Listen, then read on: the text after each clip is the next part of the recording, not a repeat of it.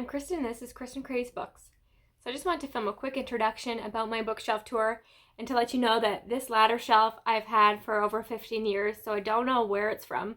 I wish I could link it down below because I would like to buy more of them, but it's a mystery at this point.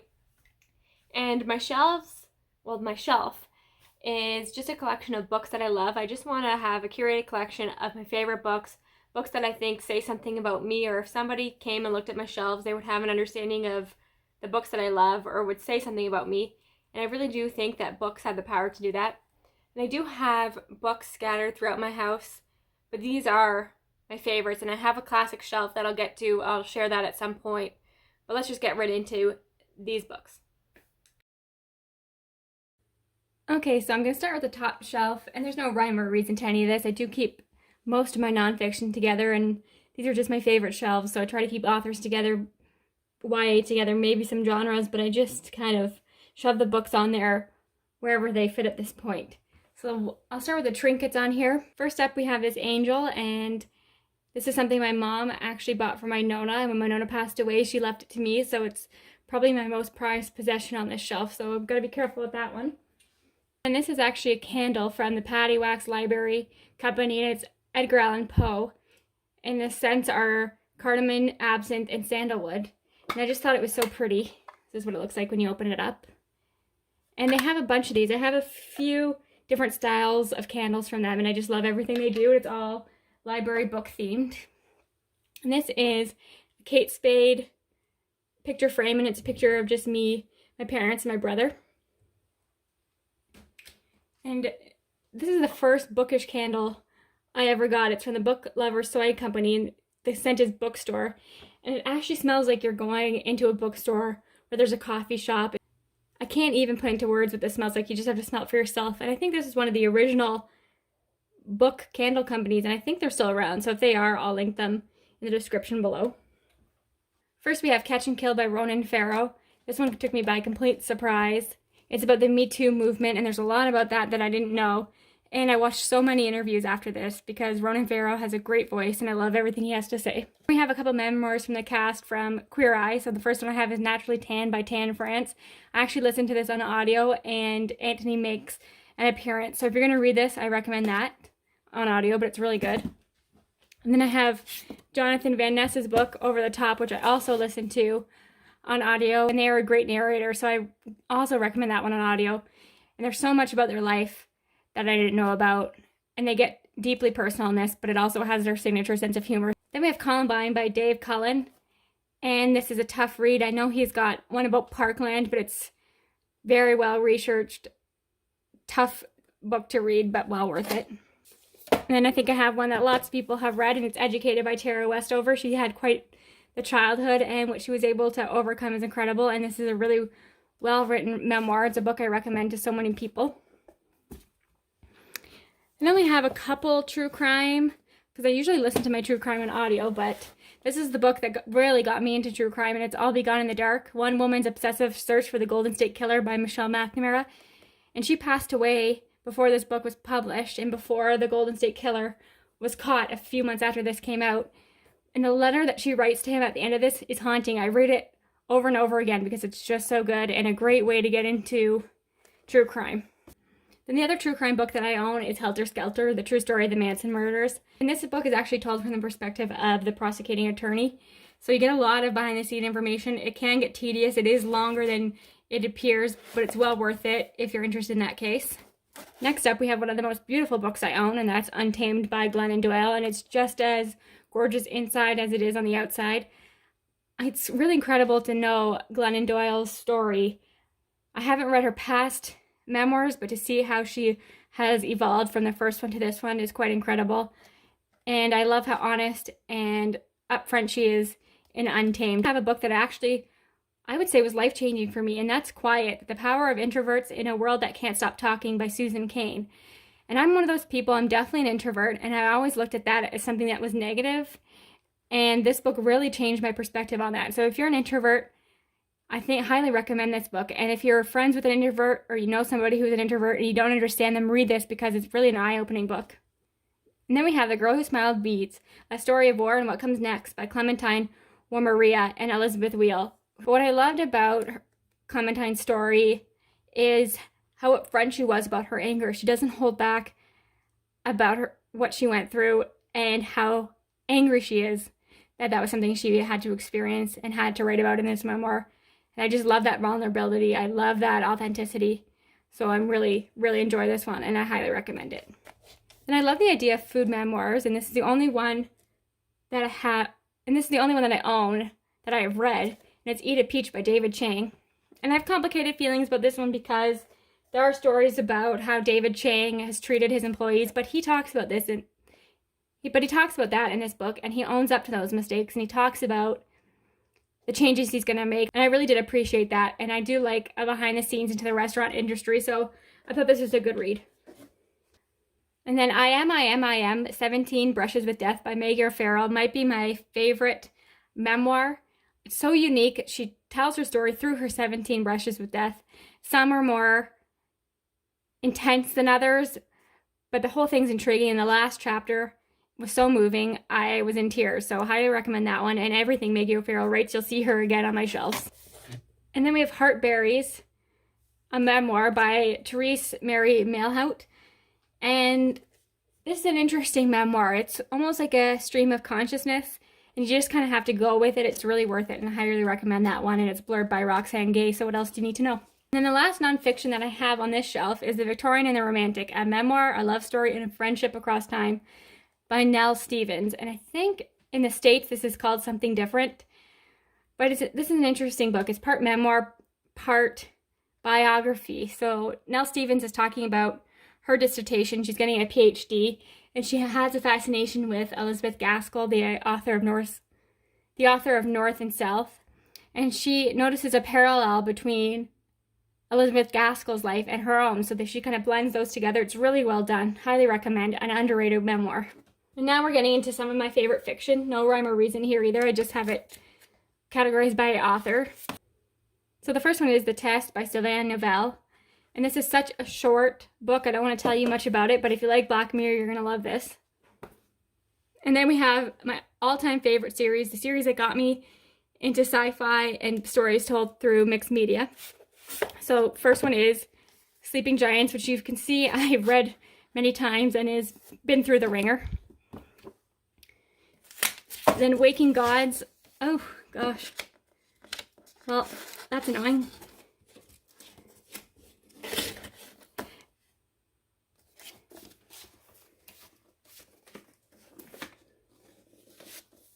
Then we have Waking Gods, which has been torn, so that's quite annoying. And I'm hoping the last one's in good shape. It is. It is Only Humans. So that's my favorite series. Obviously, I haven't taken great care of them, but love them. And then we have The Bear and the Nightingale by Catherine Arden. So many people love this book, and I do as well. But I have not continued with this series yet, and I really want to because I've heard they only get better, and I thought this first one was incredible. I love atmospheric novels like this one, so I need to continue on with the rest of the series. Never Let Me Go by Kazuo Ishiguro is arguably my favorite book of all time. There's just something about this book that has continued to haunt me years after I've read it. I haven't seen the movie yet because I just don't want it to affect the way I feel about this book because I just love it so much. It's one I want to reread, and I actually haven't read anything else by Ishiguro, so I need to get on that. But this is maybe my favorite book of all time. A great book. Then we have a few of my Greek myth retellings. So the first one is The Silence of the Girls by Pat Barker. And this is the story of Achilles told from Versailles' perspective, and I really thought it was a great book. And I love these retellings where they're told through the perspective of women, so you'll see that as a common theme in the books that I'm going to talk about. But yeah, this one got mixed reviews, but I really enjoyed it. One that so many people know and love, and that's Circe by Madeline Miller. Incredible book, stunning inside and out. Do I even need to say any more? Highly recommend it. And of course, I have The Song of Achilles by her as well. This is a book that got me into Greek myth retellings, and I think I'm not alone in that one. Need to reread it. Love this story. And then the last one I have is actually an arc, and it's 1,000 Ships by Natalie Haynes. One of my favorite books that I read in 2020. And much like Silence of the Girls. This is the story of the Trojan War told through the perspective of women, but this is pretty much every woman that was affected by the war, not just one perspective. So we get a lot of female voices and perspectives in this one, and I think a lot of people will love it. So only a few more books left on the shelf. First is Transcendent Kingdom by Ya Jesse. And Ya Jesse is quickly becoming one of my favorite authors, an autobiography author for me. I loved that this book was more of a slice of life story about a woman in STEM. Her debut novel is one of my favorites of all time, Homegoing by Ya Jesse. And this one is way more sweeping than Transcendent Kingdom. The range that she has is incredible. And this is the one that showed me how much I love multi-generational stories. It's a shorter book, but it has a lasting impact and one I need to reread. It's so beautiful. And then the last book on the shelf is right up there with Never Let Me Go as one of my favorites. I can never choose between The Lonely Hearts Hotel by Heather O'Neill or Never Let Me Go as which one's my favorite book. But this one is not one I would recommend to everyone because there's so many trigger warnings. It's so dark, but it's so atmospheric. There's a traveling circus carnival involved. It takes place over many years. It's heartbreaking. It's devastating. It's difficult to read, but it's so, so beautiful. And Heather O'Neill is one of my favorite authors, and she's a Canadian. Okay, on to the second shelf, and this one has more of my YA on it and then a mix of some other things, but I'll get to the candles that I have on it first. So this one is one, I've talked about this candle in my book cart video. This is another one. My books make me a little shelfish. I love these candles from Indigo that are all bookish. And then this big one here is actually, I'm not going to pick it up because I don't want to break it. It's actually my favorite candle, and it's Pumpkin Spice Latte by Volupsa. And I actually have a mini version of that candle as well because I love it so much, and it's limited edition. But I hope that they bring it out again last year because it smells so great. And then Volupsa is probably my favorite candle company. And this is another one from them. Pin that came in a books box that I bought for a Ray Bear. So this is a Ray Bear pin. It says, "Behold what's coming. What if we've sworn to protect the one? What if we've sworn to protect the one we were born to destroy?" Which sums up Ray Bear pretty well. And I love that book so much. And I'll get into that because it's the first book on this shelf. Ray Bear by Jordan Ifueko. And actually in that book box I got it because it's a signed edition. It says "Own Your Story." One of my most prized possessions on my shelf. Love this book. It's incredible. Next up is Legendborn by Tracy Deonn, which was my first 5-star read of the year.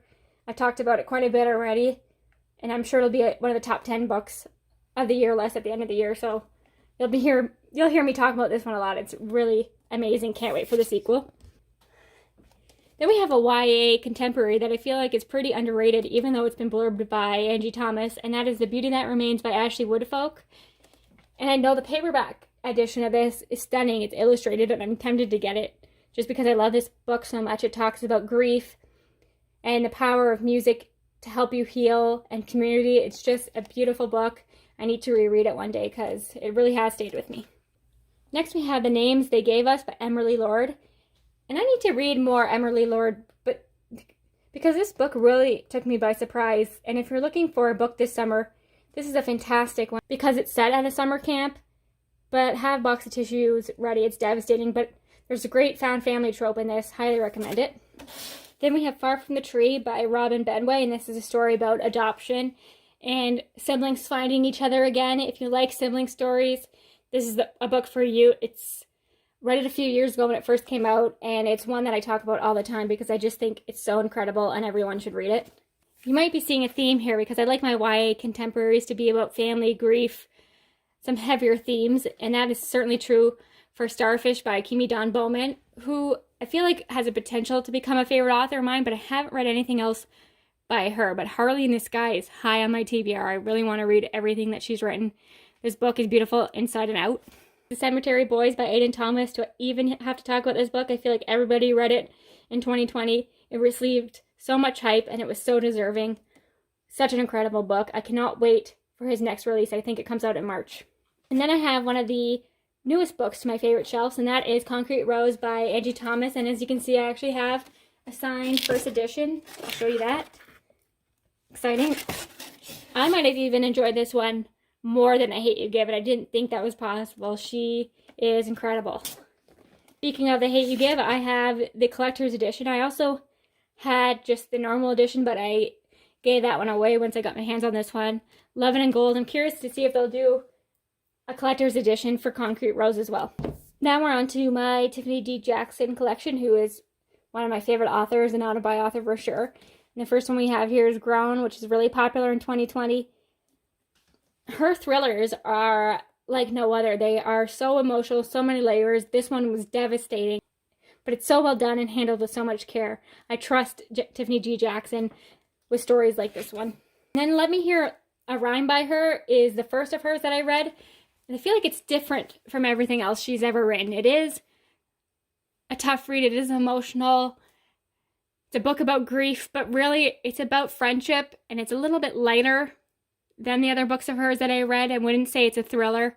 It's really, again, much like The Beauty That Remains, it's about the power of music. And it's really a great story, and it's set in the 90s, so you'll get a lot of nostalgia if you grew up in the 90s. And allegedly is actually her debut, and I cannot believe that this is her debut. People have conflicting feelings about the ending, but I thought it was so incredible. I can't believe that's where the story went. This book had me on the edge of my seat the entire time. I think about it constantly. Highly recommend this and everything she writes. I still have Monday's Not Coming on my TBR cart because I'm just not ready to be caught up with everything that she's written. When I started my blog in 2017, Wild Beauty by Anne-Marie McLemore was actually one of the first ARCs that I received, and I was so grateful, and it continues to be one of my favorite books. And I keep reading, and I keep meaning to read more by them. They have so many books. I know they have one coming out this year that sounds incredible, but I just haven't gotten around to them. But if they're anything like Wild Beauty, I know I'm going to like everything they write, so I really should prioritize them. Mindy McGinnis is one of my favorite YA thriller authors, and the Female of the Species is my favorite book of hers. And there's something about revenge stories in YA, like female characters trying to get revenge, that just really works for me. And this is like right up there as one of the best. This and Sadie, so good.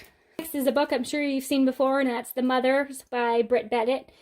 I don't own The Vanishing Half. I listened to that on audio and loved it, but I actually think I liked The Mothers just a little bit more. I like the slice of life of this one. I loved the collective voice of the mothers in here. I thought it did some really interesting things, and this is the one I think about most, but both of her books are beautiful. Can't wait to see what she writes next. Then we have The Underground Railroad by Colson Whitehead. Colson Whitehead, another auto-buy author for me. I need to explore more of his backlist. I know he has one called Zone 1 about zombies that I'm interested in, and The Underground Railroad is being adapted, so now's the time to read this. And I don't think any book has ever made me as emotional as The Nickel Boys by Colson Whitehead. There's a moment in here that just devastated me. It just took me by complete surprise. And it really makes me want to reread this book, even though I know how devastating it is. Colson Whitehead is just beyond talented. And then we have another arc here. It's Magic Lessons by Alice Hoffman. This is a prequel to Practical Magic, which I don't actually own Practical Magic. As you'll see, I have the other prequel, but I don't actually own Practical Magic, which needs to be fixed because I love Alice Hoffman so much. And this was actually one of my favorite books of 2020. If you like witchy books, this is the series for you. Here we have The Rules of Magic, which is the first prequel to the Practical Magic series. And if you like more contemporary witchy stories, read this book. It's so great. Then we have Conversations with Friends by Sally Rooney, and her books are those kind of books that you either love or you hate, and I happen to love them. Yes, these characters are so unlikable, they're pretentious, they make stupid decisions, but it's riveting for me. This is not my favorite of hers, but I still really enjoyed it. My favorite book of hers is actually Normal People, and it's got some of the same themes as Conversation with Friends, but it's about relationships, being in a relationship with a good person, but not your person. And there's lots of up and downs, and it takes place over many years. And I thought it did some really interesting things. And Sally Rooney has another book coming out, I think in September, or at least in the fall, but that I'm really looking forward to. And Claire Fuller is an author that I feel like is underrated, and Bitter Orange was my favorite book the year that it came out. If you like atmospheric books where you feel sweltering, like this book stressed me out. This book was so intense, so sweltering. You know there's unrelated narrators happening here, but the twists and turns it takes, so smart. Brilliant book, not very long. You can read it in a day or two. but it'll stay with you for a long time. And the first of hers that I read was Swimming Lessons, which is a bit of a simpler story and more of a mystery, but it's still really, really great. And I loved the setting and the atmosphere once again, and lots of conversations about family. And then we have Lanny by Max Porter, which is a book I don't even know how to begin to describe. You just have to kind of experience it on your own and go into it not knowing what it's about, because it's just a strange and wild ride, but really well done. I need to read more by Max Porter. Then we have Tin Man by Sarah Winman. She also has another book coming out this year that I can't wait for. I think it's called Still Life. This book haunts me. It's so beautiful, devastating. Again, short book, big impact, a must read. And another short book that I really like is a subtweet by Vivek Shura. And this is a great conversation about social media, celebrity, how women are pitted against other women. And as the subtweet suggests, it's about how when you tweet something or you put something out online, you can't take it back. So there's some great conversations to be had in here. Love this cover. Need to read more by Vivek Shura, who is also a Canadian author. So here's a third shelf on my favorite bookshelf. And I'll show you the trinkets first. These are just some decorative beads that I received for Christmas that I thought were pretty and would make for some good photos and look great on the shelf. Here's another candle that I really love. It says Cats Are Cooler Than People. It's by the Ginger June Candle Company. And I think they have one that says Dogs Are Cooler Than People. I haven't really looked into what else they have, but I love this candle. I should go online and see what else. I should go online and see what other candles they have. So I'll link their shop in the description below. And here's another one of those paddy wax candles, but in a different style. And this one's John Steinbeck. I received this for Christmas, and the quote is, "And now that you don't have to be perfect, you can be good." So love these candles. And then I have a photo of there's my ring light, of my brother and I when we were kids. I just thought that was a cute picture. Now this shelf really is just a mishmash of books. There's really no rhyme or reason to this at all. First we have The Glittering Hour by Iona Gray. If you like historical fiction, I think you will love this one. I think it's an underrated book. And it's told from two storylines, one from a mother, one from a daughter. And there's a lot of great conversations in here. It takes place in the 20s. So if you're like me and you love books in the 20s, I highly recommend this one. One of my favorites set in that time period. Then I have The Ensemble by Aja Gabel. And this is probably the most stunning book I own. Look at that, how striking that cover is. And actually, I received an annotated version from Page Habit. I don't know what happened to that subscription box because they were my favorites, because the author had gone through here and written little annotations about what they were thinking when they wrote this, or some behind the scenes information. Look at even little doodles, which really added to the reading experience of this. So if there's another subscription box that does something similar, let me know, because I loved Page Habit. And then we have a couple of Matt Haig books. The first one we have is The Humans, which is surprisingly sweet and funny. And I don't often like humor in books, but I thought it really worked in The Humans. Might be my favorite of Matt Haig's books. Then we have a book that so many people read and loved last year, and that is The Midnight Library, which was one of my best books of 2020. And I feel like it's just a book that we needed to read last year and this year. It's something hopeful. It starts off devastating, but the message in here, while heavy-handed, was much needed. And it's a book that I've been recommending left, right, and center. I think so many people will get a lot out of this one.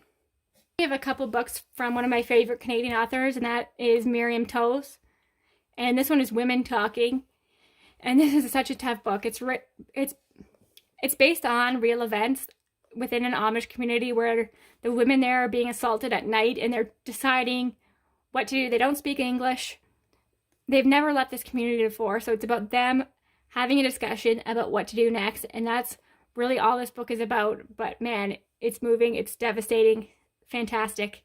And Miriam Toews grew up in an Amish community, so she has some first-hand knowledge of what that experience is like. So, highly recommend. And my favorite book of hers is All My Puny Sorrows.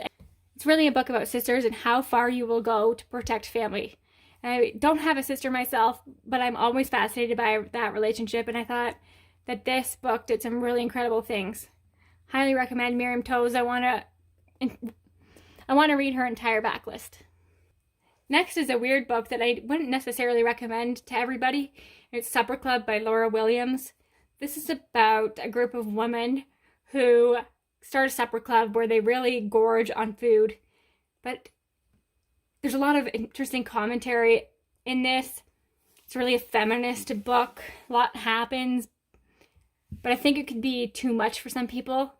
But I thought it was quite original. I like a weirder book like this one, so look into that one if it sounds like something you might like.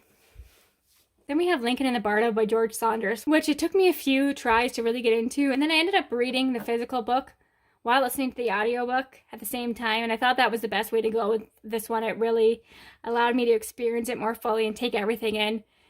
And I really thought that this was a powerful, moving book. It's haunting for sure, but go into it knowing that the languages can be difficult.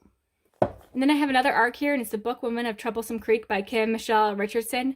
And if you've read The Giver of the Stars by Jojo Moyes, is that who wrote that one? I haven't read it, but I know it follows very similar themes. It follows Bluette, who's a less Kentucky Blue, which I had never heard of before. And she becomes a traveling librarian. She rides on a mule delivering library books to the people in her community, and she faces a lot of backlash. But it's a powerful book, an interesting book about the power of reading. So if you like books about books, this is a great one. Then we have a book that was classified as a romance on the Goodreads Awards this year, but I would not consider this a romance at all, and that's In 5 Years by Rebecca Searle. This is another arc, actually, and this is a story about friendship. And I don't want to say too much more than that because you have to go into this not knowing what it's about, but oh my god. Not a romance, but worth reading. Then we have a short story collection. It's A River Runs Through It and Other Stories by Norman MacLean. A River Runs Through It with Brad Pitt is one of my favorite movies ever. So I had to get the book, and it was surprisingly good for a short story about fly fishing. Next is The Water Cure by Sophie McIntosh. And this received a lot of mixed reviews, but I really liked it because I like a quieter dystopian. This is being compared to The Handmaid's Tale, which I think actually does it a disservice. Just because they're both feminist dystopians doesn't mean they're anything alike. But I do think this is worth reading if you're like me and you just like a quieter story with a lot to say. And then we have my Khaled Hosseini collection. I have all of his books, but I've lent them out and never got them back. But these are the ones I still have on my shelves. And this one here is The Kite Runner. I think many of us read this one back in the day. Oh, I need to reread it. I still think about it all the time. And this is something really special. It is a picture book. It's just a simple story about a man and his son who are refugees fleeing Syria. And it's just so beautifully told. The illustrations are incredible. The story is really moving. It's one I would recommend. And I think a lot of people missed it. The last one of his that I currently have on my shelf is And the Mountains Echoed. I really need to track down a copy of A Thousand Splendid Suns because I love everything that he writes. And then we have Less by Andrew Sean Greer, which won the Pulitzer Prize, I believe. And a lot of people didn't end up liking this one. They thought it was pretentious, which it kind of is. But I really did enjoy it. I just kind of like these kind of stories where it follows one character going through some kind of self-discovery. And yes, they have unlikable moments. They don't always make the greatest decisions, but they're so human. And I thought that was true for Less. Next is Every Note Played by Lisa Genova. And I have read pretty much everything that she's written, but this one is my favorite. Lisa Genova is a neurologist, so Still Alice talked about Alzheimer's, and Every Note Played focuses on Richard, who has ALS. And it talks about how that diagnosis affects his life and his marriage. And this is a sad book, but very moving, and I think it's underrated. A lot of people have read Still Alice. I don't see a lot of people talk about this one. Then we have the book that started my journey on weird books, and that is Annihilation by Jeff Vandermeer. This is such a strange little book. I need to continue on with the series. I'm not a huge fan of the movie, but I do like this book. You just have to kind of roll with it. But I do think it has a great commentary. And I really like Vandermeer's writing, so I want to read some of his standalone stuff as well. Then we have Dark Matter by Blake Crouch, which is a good one if you're looking to get into sci-fi or if you like time travel. And I also really love Recursion by him, and I actually think I prefer it over Dark Matter, but I listened to that one on audio. Still Life by Louise Penny is the first book in the Inspector Gamache series, the Twin Pine series, and it's made me realize that I really do like these sort of cozy crime novels. And what made this one extra special for me is that it is set in Canada, so I get a lot of the references, and I have the first 5 books in the series, so I really need to continue on with it. I told you that we'd see Maggie O'Farrell again, and this one's Hamnet and Judith. Everywhere else in the world, this is called Hamnet, but here in Canada, it's Hamnet and Judith for some reason. And this is one of the best books I read in 2020. It's the story of Shakespeare's family, and Shakespeare's not even mentioned in this. And you know from the beginning what's going to happen, but still made me so emotional by the end. Here's a book that I've lent out a few times, so it's in rough shape. The pages are falling out.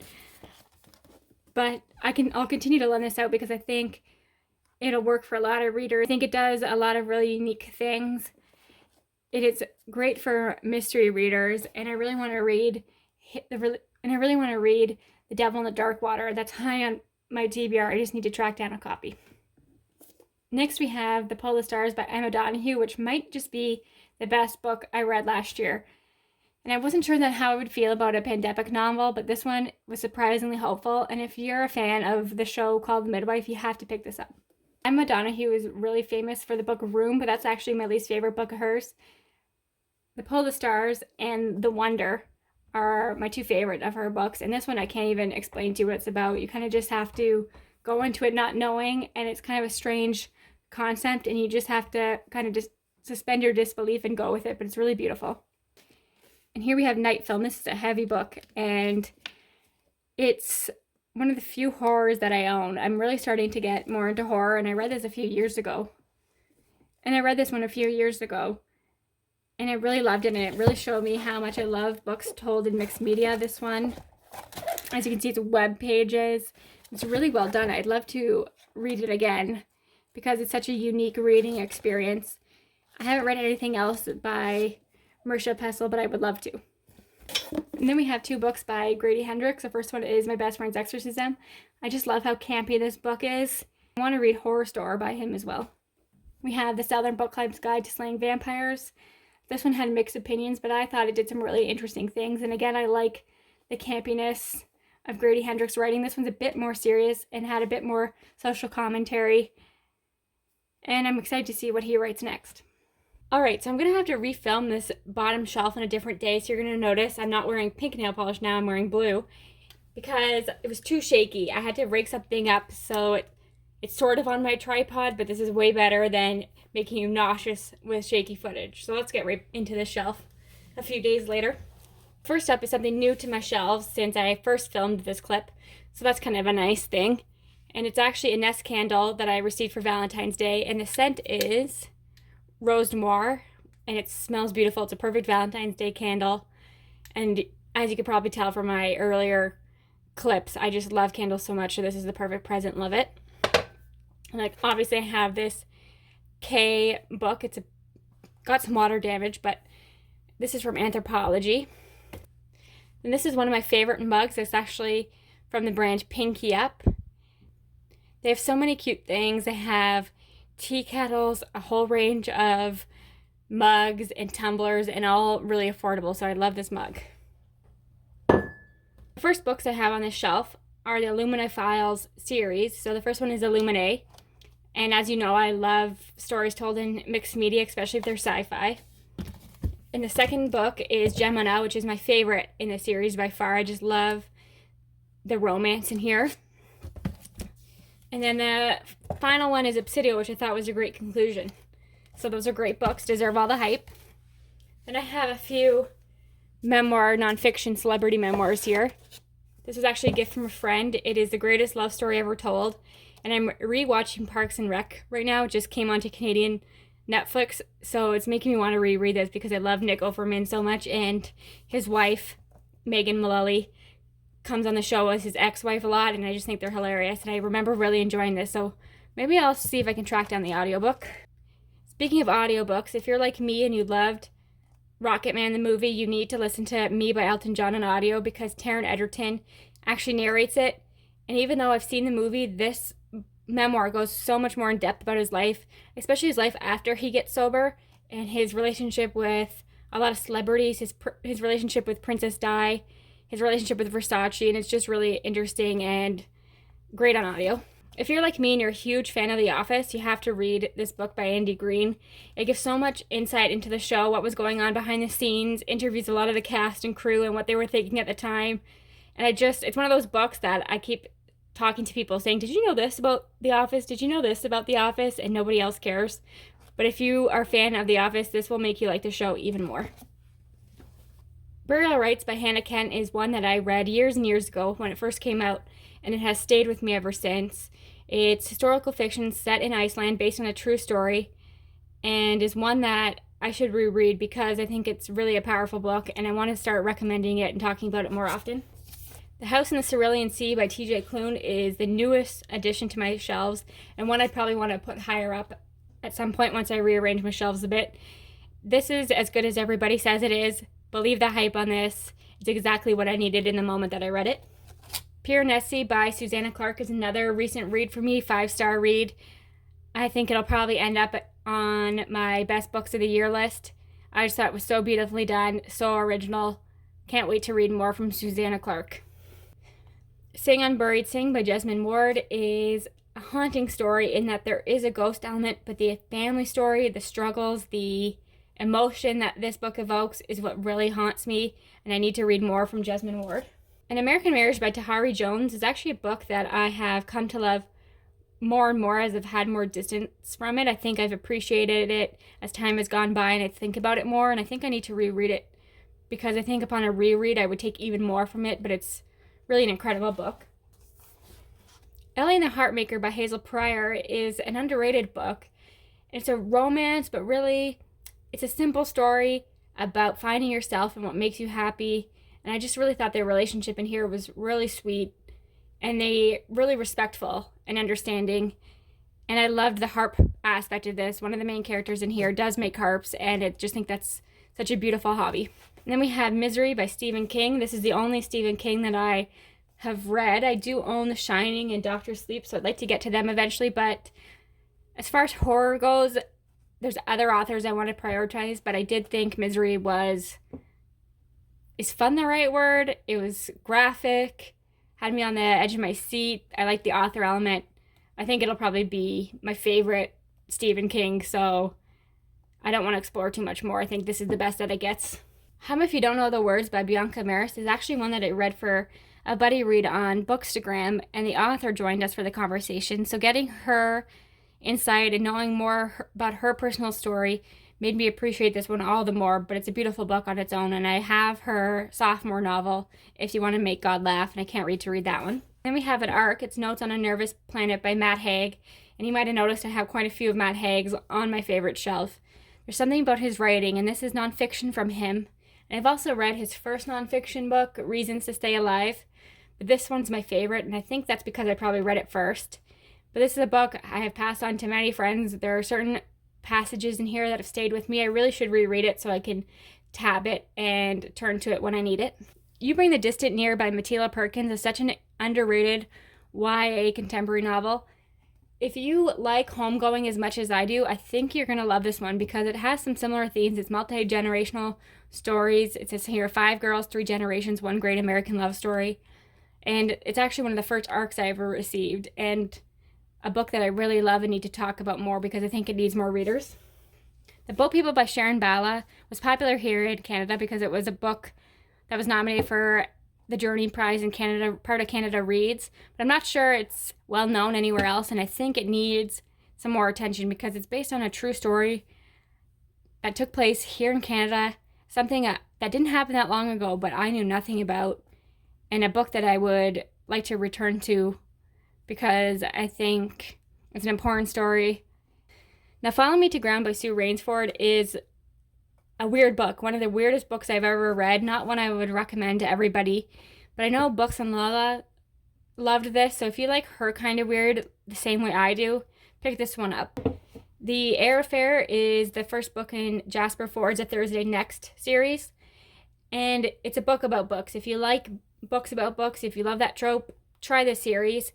It's actually about Thursday Next, who she works for the government, and she actually has to go inside the novel Jane Eyre, and she kind of changes the ending. It's really an interesting premise, kind of out there, but I have the next book in the series and I can't wait to read it. Life of Pi by Yann Martel is one that I read years ago when it first came out, and I just didn't get it. I think it just went over my head. So I picked it up a couple years ago and I really fell in love with it. I know people have mixed feelings about the ending, but I thought it was so powerful, so well done. Love everything about this book. Secret History by Donna Tartt is what I would call a modern classic, and it's a good way to get into dark academia. This is full of pretentious characters. You love to hate them, and you kind of secretly love them, and it can be boring and tedious at times, but it's well worth it. I thought it was excellent. And that's it for that shelf, but I just wanted to show you some of the things that I have back here. So I pre-ordered The Priory of the Orange Tree on ebook, and I still haven't read it because it's so big. But I was sent this signed poster in the mail, which is cool. And then, can I move the camera? You'll see me here. This is a blueprint of the apartments from Friends that my best friend got for me. So here's Monica and Rachel's apartment and Joey's and Chandler's. And I just thought that was a really unique and thoughtful gift. So that's it. That is my entire bookshelf. I have a classics bookshelf that I'll probably show sometime in the future, but this is pretty much all the books that I keep, that I love, that I'll continue to talk about for years to come.